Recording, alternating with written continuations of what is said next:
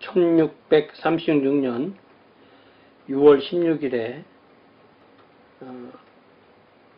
윌리엄스가 자신과 함께 도망한 회중들과 함께 맺은 협약 마지막 강의에서 끝난 부분인데, 이러한 약속들과 협약들은 더 많은 수의 가정들이 참여한다 해도 적용될 것이며, 그리고 이 약속과 협약들은 오직 민사적인 문제들에만 적용되어진다.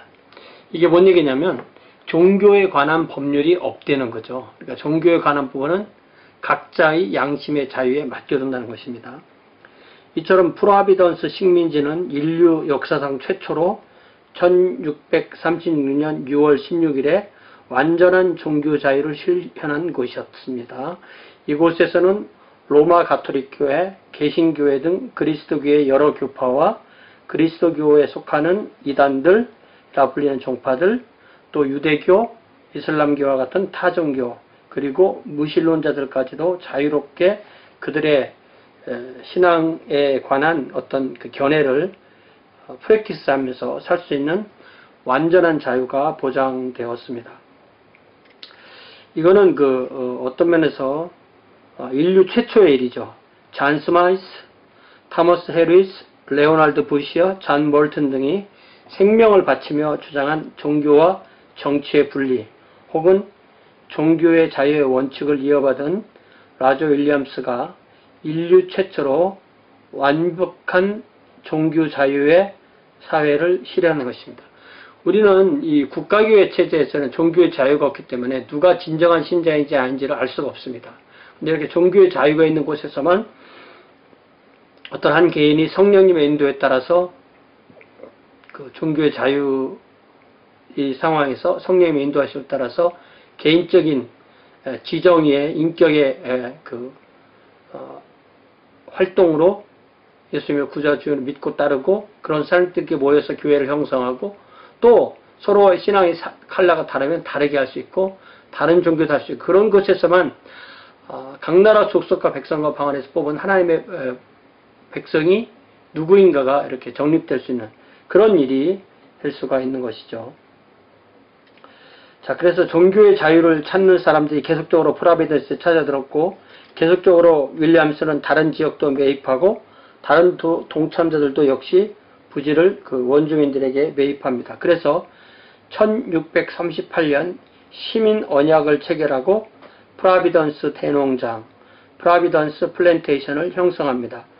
그때 다시 언약을 확립했는데, 이 시민 언약 확립했는데 그 핵심 골자가 다수결 민주주의, 그러니까 왕정이 아닌 거죠. 왕이 없습니다. 그리고 종교의 자유 보장, 그 다음에 정교 분리, 종교의 자유, religious liberty, 정교 분리, separation of church and state. 이러한 부지들이 합해져서 1647년에, 그러니까 연대가 1636년, 1638년, 1647년 해서 로드 아일랜드 식민지, 로드 아일랜드 칼로니가 성립됩니다. 우리 식민지 이렇게 하면은 이 기존 문화가 있는 곳에 그 사람들을 피지배국으로 잡고 하는 그런 식민지가 있는가 하면은 어떤 개척지, 그러니까 주민이 거의 없는 곳에 어떤 문명을 심는 그런 것도 식민지라고 우리가 할 수가 있죠. 그리고 1652년 5월 18일에 로드 아일랜드에서는 미국 최초로 노예 소유를 불법으로 제정하는 그런 결정을 합니다. 그러니까 이게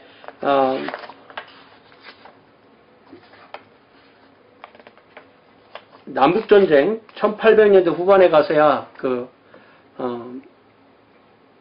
노예 문제가 해결이 되는데, 1800년대 후반이라 지금부터 한 150년 정도 전이잖아요.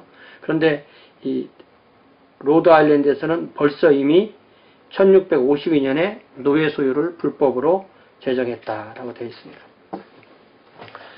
자, 이제 아직까지 이 라저 윌리엄스는 침례교도는 아니죠. 예. 그런데 이런 일이 있기 5년 전에 윌리엄 브루스터가 걱정했던 대로, 윌리엄 브루스터는 잔 스마이스와 함께 영국에서 같이 게인스보로 회중에 같이 있다가 스크루비 회중에 있다가 그 다음에 라이든으로 갔다가 거기서 이제 청교도가 돼서 왔더니 최초의 청교도의 한 명인 목사님이니까 사실은 뭐 처음에 게인스보로 있을 때는 잔 스마이스와 똑같은 그런 분리주의자였죠. 그런데 스크루비와 잔 스마이스의 회중으로 나올 때는 뭐 큰 차이가 없었고, 그들이 이제 네덜란드 갔을 때 잔 스마이스는 암스테르담에, 그리고 존 라미스, 또 윌리엄 브루스터 같은 이 사람들은 라이든에 있다가, 잔 스마이스는 거기서 죽고 타머스 헤리즈는 영국으로 돌아왔지만 이 존 라미스 목사님은 거기에 남아서 죽고, 그 일부가 1620년에 미국으로 온 사람들이 소위 청교도들, 필그림 파더스들이 되는 거죠. 순례 시조, 미국의 신앙의 시조처럼 그렇게 얘기되는데 아주 일부이고, 그들이 세운 교회가 회중교회고, 회중교회는 국가교회를 추구했고, 그렇기 때문에 이런 라저 윌리엄스와 같은 다른 생각을 하는 사람들을 용납할 마음의 여유가 없었습니다. 그래서 5년 전에 윌리엄 브루스터가 걱정했던 대로 라저 윌리엄스와 그의 회중들은 잔 스마이스와 그의 회중들이 걸어갔던 그 길로 들어섰다라고 그렇게 말합니다. 윌리엄스와 그의 회중들은 처음 4년 동안은 분리주의자로서 예배를 드렸고, 공식적으로 이때까지 윌리엄스와 그의 회중들은 자신들을 살렘교회 회원으로 여기고 있었습니다. 1638년에 매사추세츠만 식민지로부터 유아세례에 반대하는 일부의 성도들이 핍박을 피해서 프라비던스로 이주합니다. 그러니까 여기서 유아세례에 반대한다라고 하면 이미 이제 침례교가 될 수 있는 가장 기본적인 원칙을 갖고 있는 거죠. 이들은 로저 윌리엄스와 유아세례의 부당성과 신자의 베프티즘에 대한 견해를 나누게 됩니다. 결과 1639년 3월 16일 이전의 어느 날, 이런 게 이제 역사적 증거가 이때까지는 분명히 됐다 이런 얘기죠. 라저 윌리엄스는 에제키엘 홀리만에게서 베프티즘을 받았고, 라저 윌리엄스는 다시 홀리만을 포함해서 나머지 11명에게 베프티즘을 줍니다. 이것이 신대륙 최초의 침례교회의 탄생입니다. 미국 최초의 침례교회의 탄생에 대해서 매사추세츠만 식민지 총지자였던 존 위스럽은 또 다음과 같이 적고 있습니다. 프라비던스에서의 사태는 더 악화되었다. 스캇이라는 사람의 아내이며 허친슨 부인의 여동생이 작년에 프라비던스에 거주하려고 이주했는데, 이 사람들이니까 유아세례 반대해서 이주했다는 뜻이요. 그녀는 아나베프티스 신앙에 물들어 있었다. 다시 말하면 유아세례를 거부했었다. 윌리엄스는 그녀에 의하여 공개적으로 신앙 고백하게 되었고, 영향을 받았다. 윌리엄스가 이 사람들 영향을 받았다는 뜻입니다. 더 정확히 말하자면 격려받았고, 그리하여 살렘에서 온 늙고 가난하고 늙은 홀리만이라는 사람에게서 재침례를 받았다. 그러니까 이게 신자의 침례인데 재침례라고 이렇게 표현할 수도 있는 거죠. 그리고 난 후에 윌리엄스는 홀리만과 약 10여 명의 사람들에게 재침례를 베풀었다. 그들은 또한 유아들에게 베프티즘을 베푸는 것을 거부하였고, 그리고 관리들을 세우려 하지 않았다.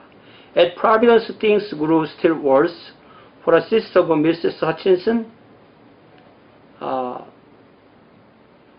the wife of one Scott, being infected with Anabaptistry and going last year to live at Providence. Mr. Williams was taken, or rather emboldened, by her to make open profession thereof, and accordingly was rebaptized by one holy man, a poor and late of Salem. Then Mr. Williams rebaptized him and some 10 more.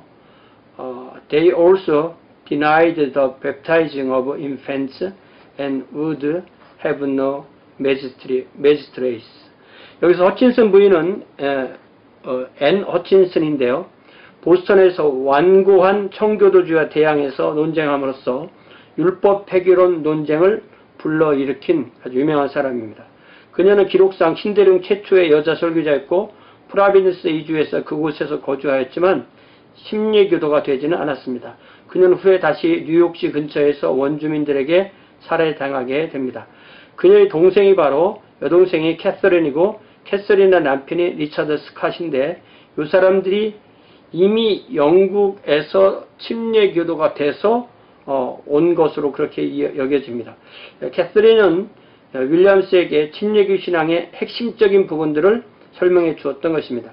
유아세례를 거부한 것은 침례교들의 확신의 핵심적 부분이고 관리들을 세우려 하지 않았다는 것은 관리들이 종교적인 문제에 대해서 관여하는 것을 허락하지 않았다는 것으로 이해할 수가 있습니다.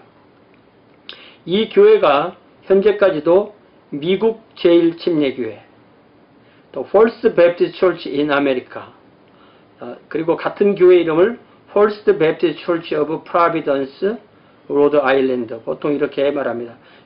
이 교회 홈페이지 들어가 보면 찾을 수가 있습니다. 이 베프티즘의 양식이 침수 침례인가 혹은 세례인가 하는 문제는 아직도 논쟁 중이지만 맥베스는 각주 187번에 보면 많은 반박들이 있긴 하지만 프라비던스의 베프티즘 양식은 침수 침례였다라고 결론을 내립니다.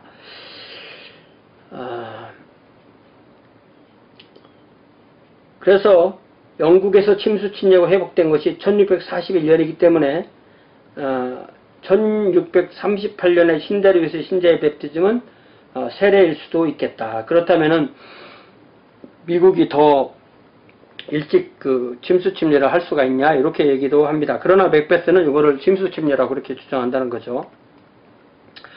자, 그런데 이제 우리가 그 잔 스마이스도 1608년에서 9년 사이 잠깐 침례교 신앙을 가지고 있었다가 바로 베르라이트로 넘어갔잖아요.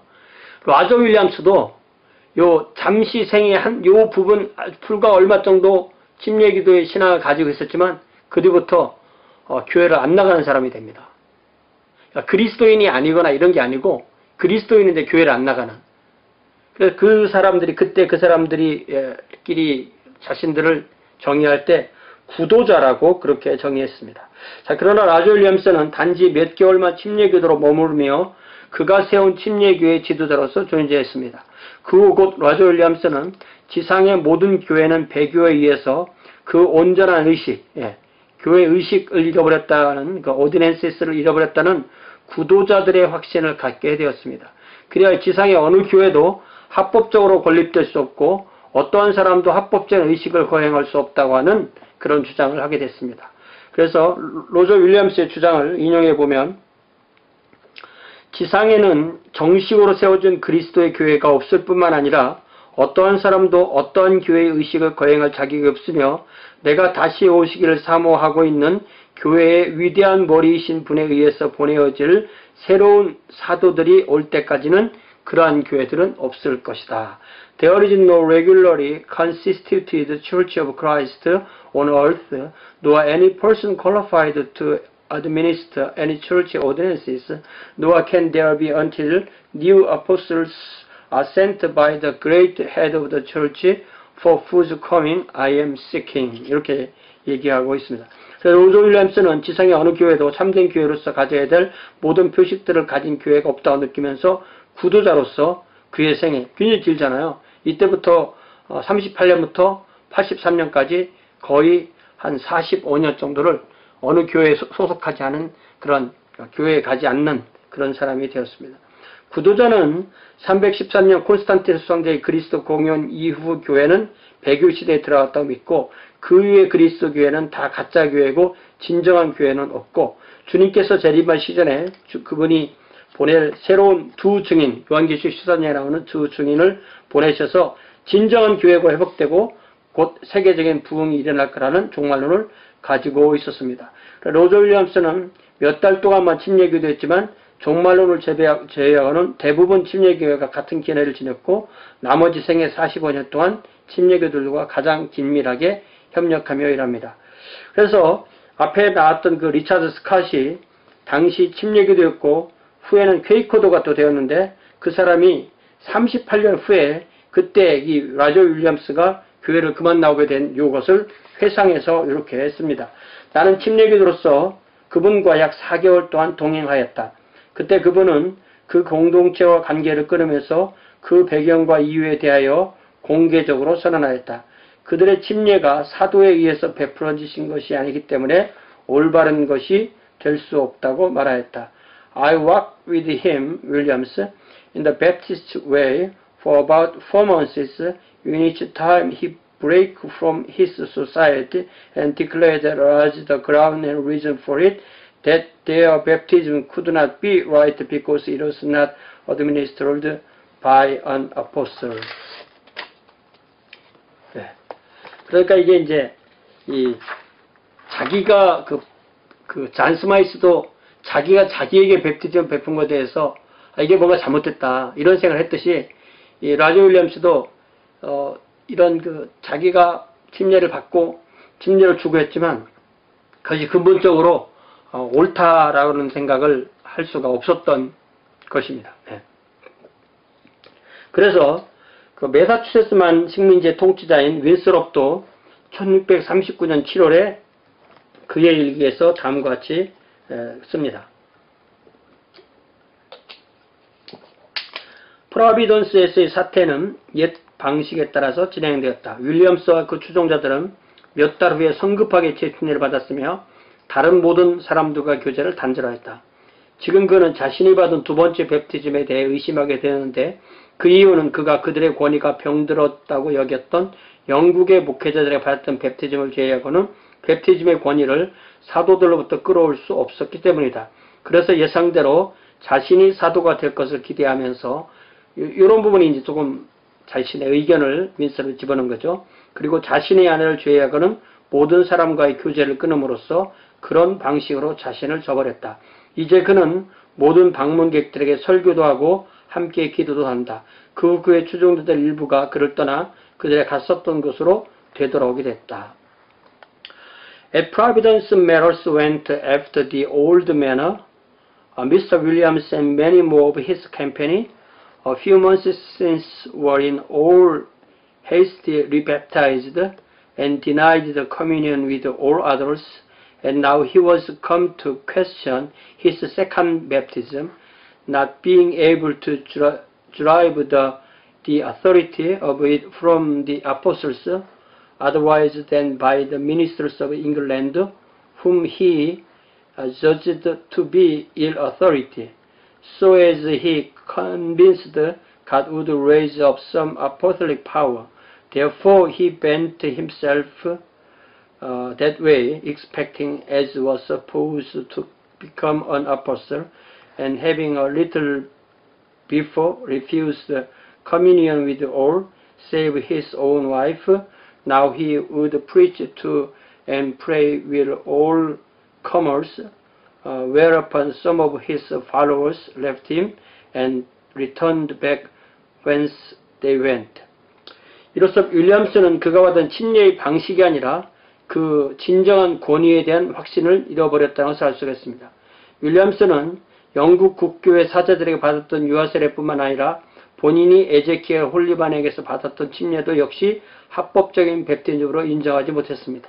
윌리엄스는 한 교회가 베푸는 의식이 합법적인 것이 되기 위해서는 사도들에게로 연결되어진 끊이지 않는 계승이 있어야 한다는 견해를 가졌습니다. Unbroken succession. 그는 또한 주님께서 이러한 모든 것을 다시 회복시킬 수 있는 사도들을 보내실 것이라고 기다리며 그의 나머지 생애 45년 동안을 지상의 어느 교회에도 회원권을 두지 않은 채 지내게 됩니다. 여기까지가 이제 그 라저 윌리엄스의 그 종교적인 거고요. 그 종교적인 것을 자신이 세운 이 로드 아일랜드 주에 어떻게 그것을 펼쳐야 될 것인가가 정치가 로저 윌리엄스로서의 역할에 나타나는데, 이것이 단지 정치가뿐만 아니고 이것이 그의 종교 사상을 드러내는 것이기 때문에 이 부분이 굉장히 중요하고, 이 부분이 이번에 그 온라인 컨퍼런스에서 마지막 문제로 이 부분을 다루어 주시기를 바랍니다. 자, 로저 윌리엄스를 비롯한 프로비던스 식민지 지도자들은 자신들이 새롭게 세운 식민정부가 영국 왕실의 특허장, 차별을 얻어야 될 필요성을 느꼈습니다. 매사추세츠만 식민 정부와의 경계선도 모호했고 언제든지 그들로부터 공격을 받을 가능성이 있었기 때문에 그들과 대등한 식민 정부로 자리매김을 해야 됐기 때문입니다. 그래서 윌리엄스는 영국이 왕당파와 의회파 사이의 내전을 겪던 1643년에 본국을 방문합니다. 윌리엄스는 영국 체류기간에 2권의 저서를 출판했는데 첫 번째 책은 아메리카 언어 입문 A Key into the Language of America로서 아메리카 원주민 특히 네로원시tuk의 언어 입문서, 이 책에서 그들의 사고방식, 생활습성들을 서술하고 특별히 그들의 영혼구원의 필요성을 역설합니다.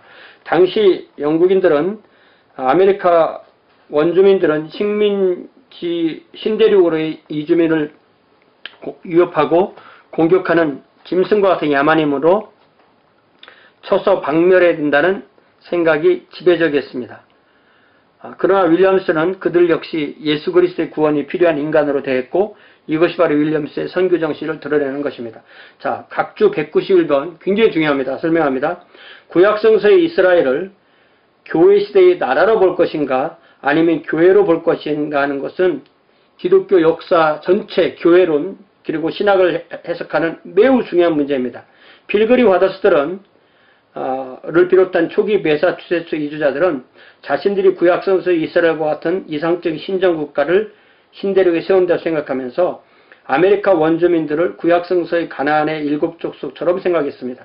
그래서 이스라엘이 반드시 가나안 족속으로 몇 절에 반 그들의 영토와 국가를 세울 수 있었던 것처럼 이들도 아메리카 원주민들을 멸절하려고 했습니다. 반면에 윌리엄스는 구약성서의 이스라엘을 교회 시대의 교회의 모델로 보았고 그래서 아메리카 원주민들을 각 나라와 족속과 백성과 방언에서 구원받아서 하나님의 왕국을 이룰 대상으로 봤기 때문에 그들에게 선교해야 됨을 강조하게 되었던 것입니다. 이것이 아주 중요한 거예요. 네. 그러니까 이것을 생각 못하면 우리는 기독교를 국교로 하는 나라를 세워야 된다는 그런 주장을 하게 됩니다. 이 두 번째 저서가 아주 중요한 건데요. 이 두 번째 저서가 바로 평화와 진리 사이의 회의에서 토의된 양심에 근거한 핍박의 피 흘리는 교의. 예. 그러니까 이게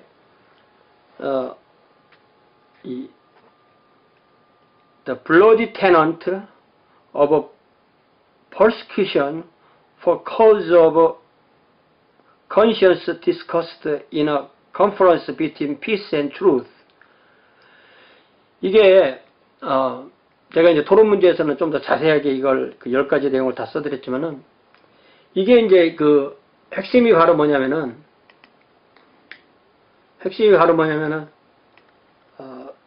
왜 그 하나님의 이름으로 진리의 이름으로 핍박을 하느냐 이겁니다. 진리의 이름으로 핍박을 하는 것이 가능하냐 이겁니다. 그래서 이 국가 종교를 추구하면 이 주님의 이름으로 피를 흘리는 교리를 갖게 된다. 다른 사람을 죽이는 교리를 갖게 된다. 이렇게 주장하게 된 겁니다. 제가 이 토론 문제 이 10가지 내용을 다 올려놨길 바라는데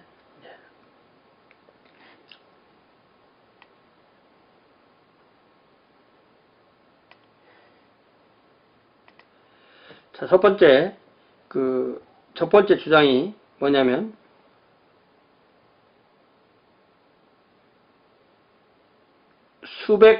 수천의 개신교도들과 교황주의자들이 각각 가지고 있던 양심들에 근거하여 전쟁터에서 흘린 피는 평화의 왕이신 예수 그리스도에 의해서 요구되어진 것도 아니고 받아들여진 것도 아니다.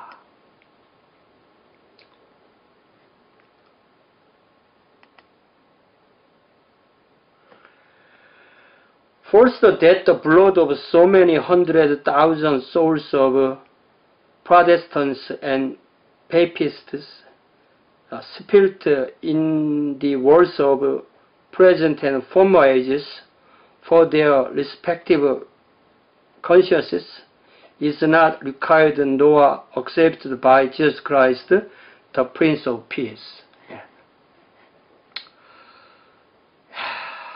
이게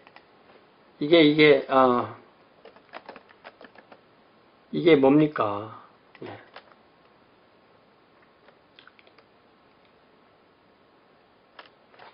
이게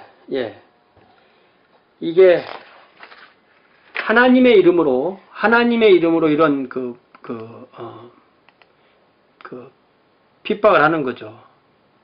잠시 제가 좀 요거 전체를 포함하고 있는 것을 한번 찾아서 읽으면서 좀 여러분께 알려드릴게요. 왜냐면 이게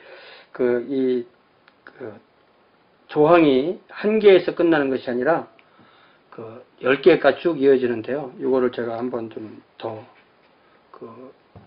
읽어드리도록 그렇게 하겠습니다. 교회사에는 제가 이걸 실어놨는데 오히려 침례교회에서 이걸 뺀 것 같거든요.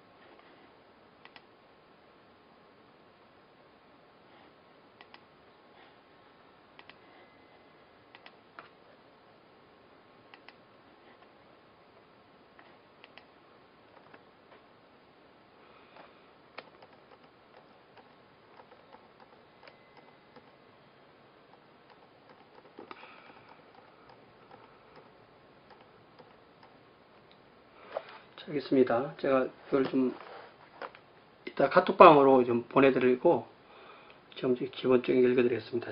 자, 첫 번째 조항. 윌리엄스는 성경과 역사가 종교적 핍박의 죄악성을 입증하고 있으며 시민적 위정자들과 오직 시민적인 문제에만 권한을 가지고 있음을 시민적 위정자들은 오직 시민적인 문제에만 권한을 가지고 있음을 역설합니다. 그는 이 책에서 교황주의자들, 다시 말하면 로마 가톨릭, 이슬람교도들, 유대교도, 그리고 무신론자를 포함한 모든 종류의 종교에 대한 자유를 주장합니다. 자, 그래서 여기 12개의 조항이 있는데, 첫 번째 조항은 제가 읽어드린 거고요. 두 번째 조항은, 이 저서 전반에 걸쳐서 인용된 풍부한 성경 규정들과 논증들은 양심의 문제를 핍박하는 교리에 대항하기 위하여 제시된 것이다. 그러니까, 이 기독교 교리인데 그것이 양심의 문제를 핍박하고 있다는 거죠. Secondly, the pregnant scriptures and arguments are throughout the work proposed against the doctrine of persecution for cause of conscience. 그러니까 이게 양심으로 각자가 결정해야 될 문제를 왜 기독교의 교리를 핍박하냐 이거죠. 세 번째, 흡족한 답변들이 양심의 문제를 핍박하고자 하는 교리를 입증하려는 목적으로 칼뱅시. 이 칼뱅이 이제, 근원이 이런 좀 올라가면 칼뱅이 있으니까 칼뱅부터 시작한 거죠. 칼뱅시, 베자시, 카트시는 이제 여기에 있는, 이 메사추세츠만에 있는 그 목사님입니다. 카튼씨, 그리고 새로운 영국의 교회들의 사역자들, 이전과 최근에 다른 이들에 의하여 제시된 성구들과 만들어낸 반대 의견들에 대하여 주어졌다. Thirdly, satisfactory answers are given to scriptures and objections produced by Mr. Calvin, Beza, Mr. Cotton, and ministers of the New English churches, and others former and later, tending to prove the doctrine of persecution for cause of conscience. 자, 넷째, 양심의 문제를 핍박하는 교리는 제단 아래서 신원을 간구하는 영혼들에 의해서 유죄가 입증되었다. 요한계시록에 보면, 요한계시록 이제 6장, 7장 그런 데 보면은 사도 요한에 본 그 환상 속에 보면 바로 그곳에서 하늘에 있는 하늘의 제단 밑에서 자신들의 피를 신원해달라고 기도하는 그 영혼들, 그들이 바로 로마 정부에서 핍박을 받아서 죽게 된 그 사람들인데, 거기에 이미 양심의 문제를 핍박하는 사람들은 그들이 하나님 앞에 가서 그 피를 신원해달라고 강구하는 거 봐서 그런 사람 핍박해서는 안 된다, 이렇게 얘기하는 거죠. Fourthly, the doctrine of persecution of cause of conscience is proved guilty of all the blood of the souls crying for revengeance on the altar. 다섯 번째, 모든 시민 정부와 그들의 사법 공무원들 그리고 그들 각각의 법안들과 행정제도들은 기본적으로 시민적인 생활에 관련된 것임이 입증되었고, 그러므로 그들의 영적인 혹은 그리스도인의 지위나 예배에 관한 사법관들, 주지사들 혹은 방어자들이 아니다. 그러니까 이 시민적인 공무원, 사법적인 공무원들, 행정적인 공무원들, 입법, 사법, 행정, 이 사람들은 그것만 관여를 해야지 영적인 문제에 대해서는 해서는 안 된다는 거죠. 그러니까 이게 잔 스마이스의 주장, 타머스 헤리지의 주장 똑같은 겁니다. Fifthly, all civil states with their officers of justice in their respective constitutions and administrations are proved essentially civil and therefore not judges, governors, or defenders of the spiritual or Christian state and worship. 굉장히 클리어하죠.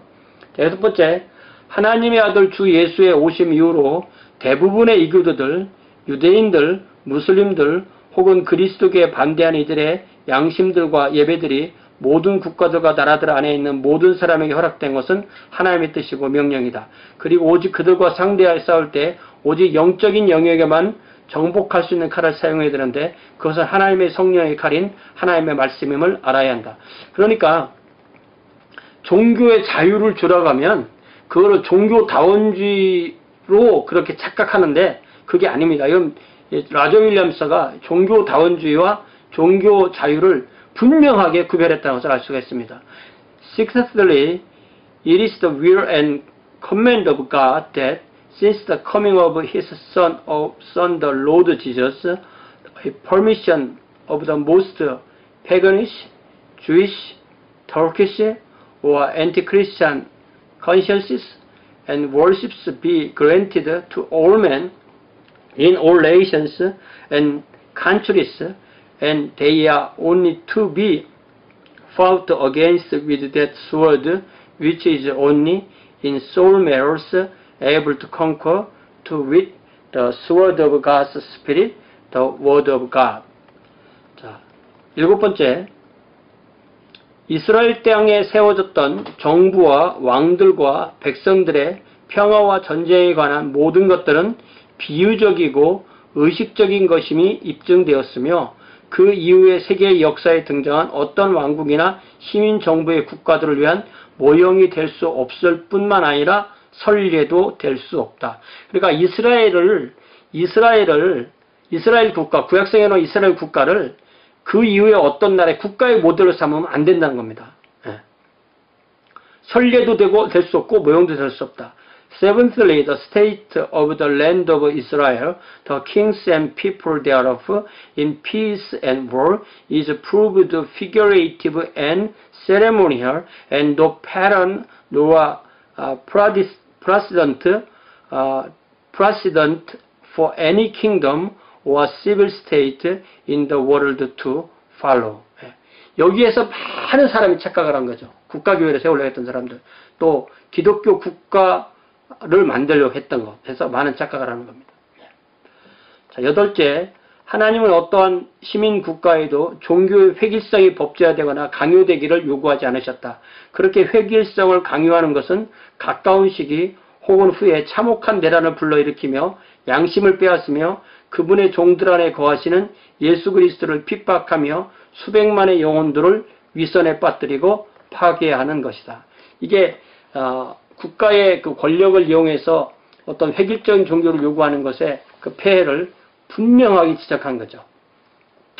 Earthly God requires not an uniformity of religion to be enacted and enforced in any civil state, which enforced uniformity sooner or later is the greatest occasion of civil war, ravishing of conscience, persecution of Christ Jesus in his servants. 그러니까 그들의 종들 안에 거하시는 예수 그리스도라니까 사실은 성령님을 의미하는 것도 마찬가지죠. And of the hypocrisy and destruction of millions of souls. 자, 아홉 번째, 하나의 시민 국가에서 종교의 획일성을 강요하는 한에 있어서 우리는 유대인들이 그리스도께로 돌아오기를 바라는 우리의 의도와 희망들을 필연적으로 포기해야만 한다. 이게 강요에 의한 회심은 이게 진실한 것이 아니기 때문에 강요에서는 그들의 회심도 일어날 수가 없다는 거죠. Ninthly, in holding on enforced uniformity of religion in a civil state, we must necessarily declaim our desires and hopes of the Jews' conversion to Christ. 자, 열 번째, 한 나라나 시민 국가에서 전체적으로 종교의 획일성을 강요하는 것은 시민적인 삶과 종교적인 삶을 혼란하게 만들고 예수 그리스도께서 육체로 오셔 세우신 그리스도교와 시민성의 원리들을 부인하는 것이다. Tenthly, an enforced uniformity of religion throughout the nation or civil state confounds the civil and religious, denies the principles of Christianity and civility, and that Jesus Christ is come in the flesh. 예, 이게 시민적인 것과 종교적인 것을 이렇게 혼란스럽게 하면 안 되고 예수님도 육체로 오셔서 시민으로 사셨으면서 이 시민의 책임과 이 교회의 책임을 했는 그 원리들을 이 시민적인 것과 종교적인 것을 하나로 만들면 혼란스러워진다는 그런 뜻입니다. 11째, 한 국가에서 오직 한 가지 신앙만을 고백하도록 하는 것보다 다른 양신들이나 예배들을 허락하는 것은 하나님에 의하면 견고하고 항구한 평화를 만들어낼 수 있는 것이며 시민정부의 해안에 의하면 각계각층의 사람들이 시민적인 복종을 하도록 하는 통일성을 이루어낼 수 있는 좋은 보장이 된다. 11thly, the permission of other consciences and worships than a state professes only can, according to God, procure a firm and lasting peace, some assurance being taken according to the wisdom of the civil state for uniformity of civil obedience from all sorts. 그리고 어떤 다양성을 인정하는 거죠. 12번째 마지막으로 진정한 시민성과 그리스도교 둘 다는 유대인이나 이방인을 막론하고 다양하고 서로 반대되는 양신들을 가질 수 있도록 허용한다 하더라도 한 나라나 한 왕국에서 왕성하게 발전할 것이다. 12thly, lastly, the true civility and Christianity may both flourish in a state or kingdom, notwithstanding the permission of diverse and contrary consciences, either of Jew or Gentile. 그러니까 이러한 라저 윌리엄스의 이 사상을 한번 잘 이해하는 것이 오늘날의 이 종교 환경을 이해하는 데 도움이 되는 것이고, 이것이 없으면 결국 다 명목상의 그리스도인만 생긴다는 사실을 알아야 됩니다. 자, 그래서 이 라저 윌리엄스는 다시 그 모든 것을 요약해서 뭐라고 말했냐면, 다시 우리 여기 강의 노트로 들어오면은, 통치자들이 교회에 대하여 가지고 있는 모든 권한은 세속적인 것이지 영적인 것이 아니다. 또한 교회가 통치자들에 대하여 가지고 있는 모든 권한은 영적인 것이지 세속적인 것이 아니다. 이걸 영적인 것과 세속적인 것을 구별하고, 통치자는 교회에 대해서 세속적인 것, 교회가 세속적으로 잘못하는 걸 벌할 수 있다는 거죠. 또 교회는 통치자들에 대해서 어떤 통치자가 교회로 오든 안 오든 그것을 또 법으로 이렇게 제재하는 것이 아니고 영적인 것만 할 수 있는 것이라는 거죠. All the power the magistrate hath over the church is temporal, not spiritual, and all power the church hath over the magistrate is spiritual, not temporal. 이제 클리어하죠, 그죠? 이게 이제 블러디 테넌트에서 인용한 겁니다. 윌리엄스는 교회와 정부는 근본적으로 서로 다른 성격과 목적을 가지고 있다고 했습니다. 정치는 세속적이고 행정적인 권한을 모든 시민에게 동일하게 적용하고, 교회는 영적인 것을 오직 그 교회의 구성원들에게만 적용한다는 것입니다. 통치자가 시민적 권한을 가지고 있지만 그는 교회에서는 한 평신도일 뿐이고, 목회자는 교회에서 지도력을 가지고 있지만 그는 한 주에서 한 명의 시민일 뿐입니다. 이것을 윌리엄스는 항해하는 바다에서 항해하는 배에 비유합니다. 바다를 항해하고 있는 배에 비유합니다. 한편으로는 바다에서 한 배의 선장은 모든 지도력을 가지고 있으며 정치가들도 그의 말에 복종해야 됩니다. 그러나 다른 한편으로 항구에 도착해서 육지에 발을 디뎠을 때는 선장도 역시 한 사람의 시민으로서 정치가들의 말에 복종해야 한다는 것입니다. 이 저서는 영국과 미국에서 즉각적인 찬성과 반대로 불러일으킵니다. 1649년까지 100여 개의 소책자들이 출판되어 윌리엄스의 견해를 반대합니다. 영국 의회는 이 책의 위험성을 알았지만 이 책을 통한 윌리엄스의 사상을 억누르기에는 너무나 시기가 늦었습니다. 그들은 윌리엄스의 책을 모아놓고 불태웠지만 서점의 서가에서 어느 사이에 허락받지 않은 그의 책들이 다시 놓이곤 했습니다. 영국 의회는 그의 책 대신에 윌리엄스를 불태워야 됐지만 윌리엄스는 영국 왕실 찰스 2세로부터 1644년 3월 14일에 특허장을 받고 프라비던스로 귀국하게 됩니다. 그래서 귀국하니까 이 저서에 대해서 보스턴에서 그의 논쟁 대상자인 잔 커튼 주니어, 아까 블러디 테넌트에 나온 그 사람이죠. 잔 커튼 주니어 목사가 어린 양의 피로써 씻기고 하얗게 된 교회, 자기들이 가지고 있는 교회는 이미 예수 그리스도의 피를 씻겼기 때문에 그거로 다른 사람 핍박해도 된다, 이런 얘기죠. Tenant was then made white in the blood of the lamb. 코트는 제한적인 종교의 관용은 혹시 주어질 수 있을지 몰라도 완전한 종교의 자유는 주어질 수 없다고 역설합니다. 그는 정치 지도자들과 종교 지도자들이 하나가 되어서 진정한 그리스도의 교리를 지켜나가야만 해당 지역의 주민들이 이단이나 타 종교에 빠지지 않는다고 주장했던 것입니다. 그러자 로저 윌리엄스는 다시 피 흘리는, 아직도 더 피 흘리는 교의, 코튼 씨의 어린 양의 피로써 씻기고 하얗게 된 교의의 수고에 의하여 The Bloody Tenant, Yet More Bloody by Mr. Cotton's Endeavor to Wash It White in Blood of the Lamb이라는 책을 다시 저술해서 영국에서 다시 출간합니다. 1654년에 라저 윌리엄스는 로드 아일랜드 식민지의 통치자들에 의해서 통치자로 주민들에게 선출됩니다. 그러니까 거버너가 되는 거죠.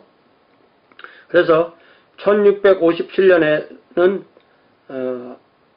모든 그 공직에서 은퇴하고 1683년에는 80세 일기로 세상을 떠나게 됩니다.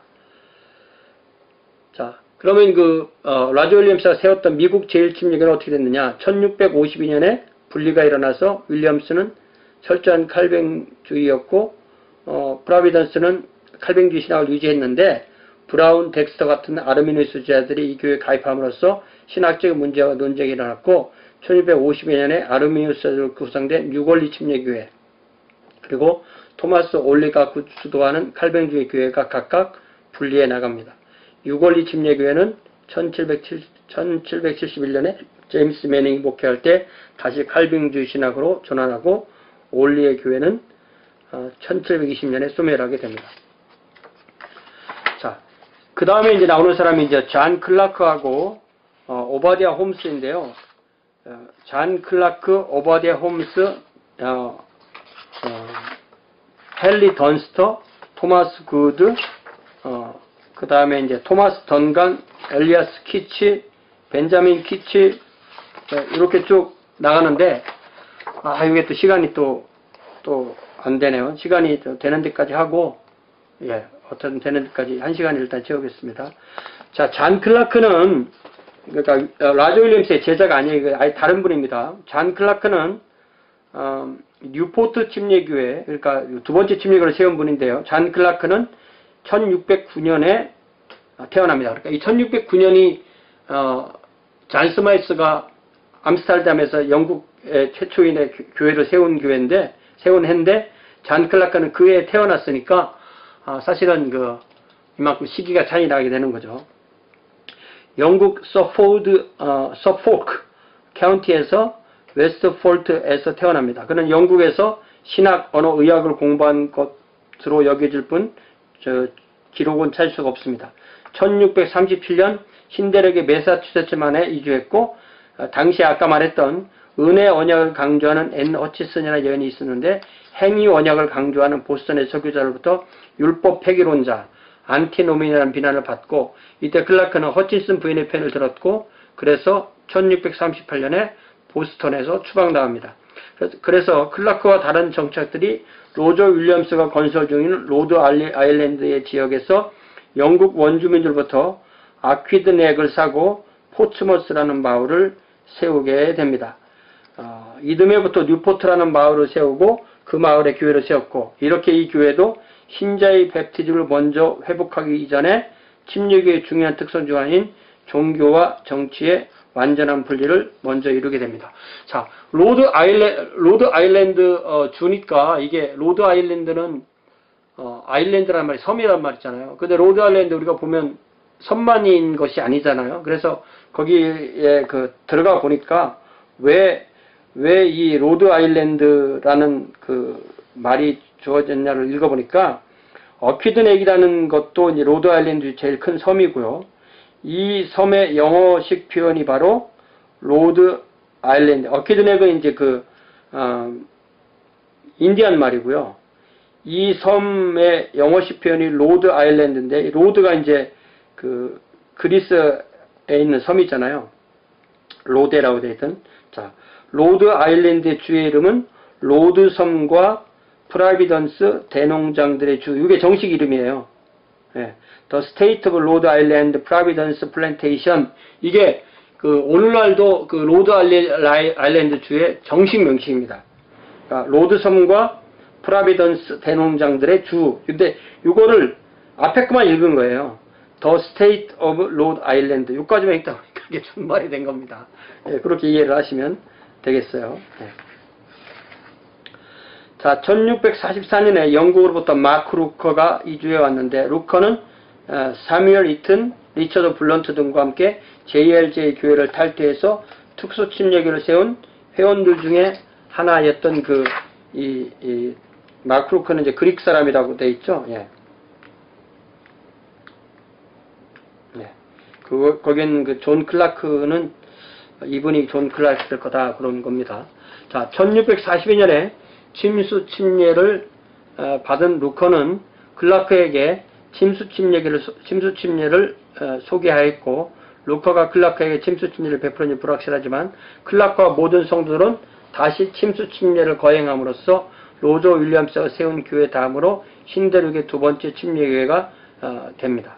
이렇게 뉴포트 교회는 먼저 종교와 정치의 분리를 이루고 신자의 침수 침례를 시행하는, 정교 분리는 1638년에, 신자의 침례는 1644년에 두 가지 발전 과정을 거쳐서 침례교회가 됩니다.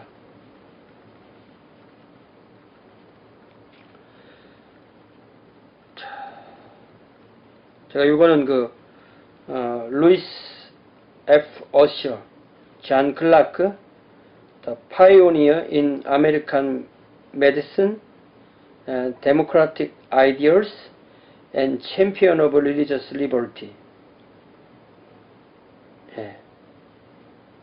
해서 인용했습니다. 2004년도에 나온 책이죠. 알칸사에서. 제목을 보면 영국 의학, 그리고 민주주의 사상, 그러니까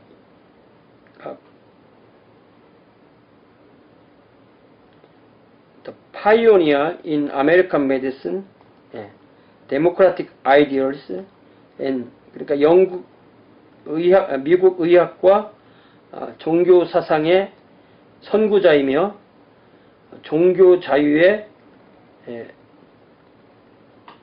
챔피언을 뭐라고 해야 되나요? 승리자, 우승자, 용장, 이렇게 표현하고 있습니다. 전도의 열정에 불탔던 클라크 목사는 전도와 선교에 관심을 기울였고 1648년에 로드 아일랜드의 프라비덴스 가까운 매사추세츠주의 시콩크 마을의 전도에서 많은 사람이 침수치를 받습니다. 그러니까 이게 그 자기네 동네를 떠나서 전도를 간 거죠. 이때 침례를 받은 사람 중에 오바댜 홈스, 오바댜 홈스도 이제 영국에서 온 사람인데요. 가 포함되어 있었습니다. 1650년에 오바댜 홈즈와 한 무리의 성도들이 이제 뉴포트로 이주하게 됩니다. 1651년 7월 16일 뉴포트를 출발한 존 클라크 목사, 오바댜 홈즈가 이제 목사가 됐죠. 목사 그리고 존 크랜달은 3일 동안의 여행 후에 매사추세츠주의 보스턴 북쪽에 있는 린이라는 해안마을을 방문합니다. 이는 그 마을에 눈을 멀어 앞을 보지 못하는 윌리엄 워터의 집을 신방하기 위한 것이었고, 아마 미스터 위터가 심리 교도로서 클라크 목사에게 신방을 요청했어요. 그러니까 이제 이전에 가서 전도에 그 신방, 그 성도가 됐지만 눈을 못 보게 못 오니까 이제 신방을 간 거다, 이렇게 이해를 하는 겁니다. 클라크 목사 일행은 위터의 집에서 주변에서 함께한 몇 명의 성도들에게 설교를 하고 주의 만찬을 나누고 있었습니다. 이때 보스턴에서 치안관, 칸스테이블 둘이 도착했고 클라크 목사 일행을 체포합니다. 매사추세츠주의 유일하게 합법적인 종교는 회중교회였고 클라크 목사 일행은 현행법을 어긴 죄로 투옥됩니다. 그러니까 이게 지금 미국으로 보면 이해가 안 되는 일인데 그때는 이런 일이 있을 수가 있었던 그런 때입니다. 충분히 있을 수가 있는 때인 거죠. 매사추세츠주는 이 세 사람들을 보스턴으로 압송해서 강제로 회중교회 예배에 참석하게 합니다. 그러나 이들은 이 예배를 거부한다는 의미로 예배 시간에 모자를 썼습니다. 그리하여 그들은 다시 몇 주간 더 감옥에 갇히게 되었습니다. 이들의 죄를 묻기 위한 재판이 열렸고 결과적으로 존 클라크는 20파운드, 크랜달은 5파운드, 좀 더 말을 많이 한 오바댜 홈즈는 30파운드의 벌금형을 받습니다. 이게 이제 엄청나게 큰 돈이겠죠. 그들은 벌금을 낼 돈이 없었지만 한 무명인이 클라크와 크랜달을 위하여 벌금을 지불해 줍니다. 그래서 클라크와 크랜달은 석방됩니다. 오바댜 홈즈를 위해서도 역시 그 무명인이 벌금을 지불해 주러 자원했지만 오바댜 홈즈는 자신의 양심에 어긋나게 벌금을 지불하기를 거부합니다. 야, 이게 그러니까 이 오바댜 홈즈는 더 특별한 사람인 거죠. 그러니까 벌금을 낸다는 것은 내가 죄를 졌다는 뜻이고 너희들이 옳다는 뜻인데 나는 그렇게는 못한다. 그래서 몇 주 동안 감옥에 더 갇혀있던 홈즈는 급기야 1651년 9월 5일 보스턴의 시장 거리에서 채찍형 30대를 맞게 됩니다. 그러니까 이게 30파운드니까 채찍형 하나에 1파운드가 되는 거죠. 채찍형의 방식은 홈즈의 두 손을 기둥에 묶고 우두솔 벗긴 후에 채찍형을 가하는 자가 세 갈래로 된 채찍을 그의 힘이 있는 대로 그의 등에 휘둘러 내리쳐서 30번을 시간 간격으로 때리는, 여기 이게 세 갈래로 된 채찍인데 이게 갈래는 하나, 둘, 셋, 네 개로 그려놨네요. 자, 채찍이 시작되기 이전에 둘러선 사람들이 그에게 포도주를 제공할 것을 제안하였지만 이게 이제 그 성경에 나오는 예수님 그 얘기가 비슷한 거죠. 홈즈는 거부합니다. 대신 그는 형이 진행되는 동안에도 구경꾼들에게 계속적으로 설교합니다. 형을 다 받은 후에 오바댜 홈즈는 여러분은 장미로 나를 때린 것 같소. You have struck me as with roses라고 말합니다. 이게 이제 맥베스가 쓴 그 소스북에서 제가 인용합니다. 오바댜 홈즈 Letter to John Spilsbury, William Kiffin, and the rest that in London. 런던의 오바디 홈즈가 존 스필스버리 목사님 그리고 윌리엄 키핀 목사님과 나머지 성도들에게 보낸 편지에 이런 말을 했다는 거죠. 그러니까 이게 이 역사 프라이머리 소스만 모아놓은 이런 소스북들이 또 있습니다. 이런 걸 보면은 좀 더 자세하게 좀 찾아볼 수 있는 걸 찾아볼 수가 있죠. 한편 로저 윌리엄스는 영국에서 특허장을 받은 1644년에서 7년이 지난 1651년 정치적인 상황이 다시 위태롭게 됩니다. 라조 윌리엄스의 정적이었던 윌리엄 커딩턴이 프라비던스 식민지 관할 지역 내에 있는 아퀴드 렉섬의 통치자를 임명받기 위해서 영국 왕실의 허락을 얻고자 했습니다. 이 문제를 해결하기 위해서 로저 윌리엄스와 잔 클라크가 다시 합력해서 로드 아일랜드 식민지의 헌장을 영국 정부로부터 얻기 위해서 영국으로 건너갑니다. 로저 윌리엄스는 이때 피 묻은 아직도 피 묻은 교의 두 번째 책이죠. 카테시의 어린 양의 피로 쓰시키고 하얗게 된 교회의 수구의 의회를 런던에서 출판하였고 당시 올리버 크로머레의 공화정 기간이었었고 로저 윌리엄스는 이 시기에 성대한 환영을 받게 됩니다. 자, 잔 클라크는 영국에서 잉글랜드로부터의 병든 소식 혹은 뉴 잉글랜드의 핍박에 대한 이야기들, 올드 잉글랜드가 새로워지는 동안에 뉴 잉글랜드는 퇴보하였다고 선언하는 내용, Ill news from New England or a narrative of New England's persecutions, wherein is declared that while all England is becoming new, New England is become old. 이게 두꺼운 책이에요. 그러니까 이게 참, 이게 얼마나 이 침례교 선조들이 종교의 자유를 얻기 위해서 이렇게 열심히 살았나를 볼 수가 있습니다. 양심은 빛과 영들이 하나님으로부터 오는 찬란한 광선인데 이것은 사람들이나 악마들이나 천사들에 의해서라도 압제될 수도 없고 명령될 수도 없고 강압되어질 수도 없는 것이다. Conscience was that sparkling beam from the Father of lights and spirits that cannot be lorded over, commanded, or forced either by men, devils, or angels.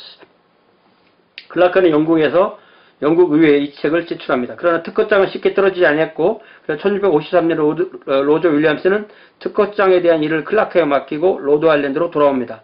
존 클라크는 10년을 더 영국에서 머무르면서 결국 1663년에 로드 아일랜드 헌장을 확보합니다. 이 헌장에는 로드 아일랜드의 완전한 종교자를 보장하였고 다시 왕정 복구로 이 왕으로 올랐던 이 찰스 2세가 1663년 7월 8일에 생생한 실험이라고 하면서 이 왕실의 헌장 로얄 차터를 허락합니다. 생생한 실험, 라이블리 엑스페리먼트.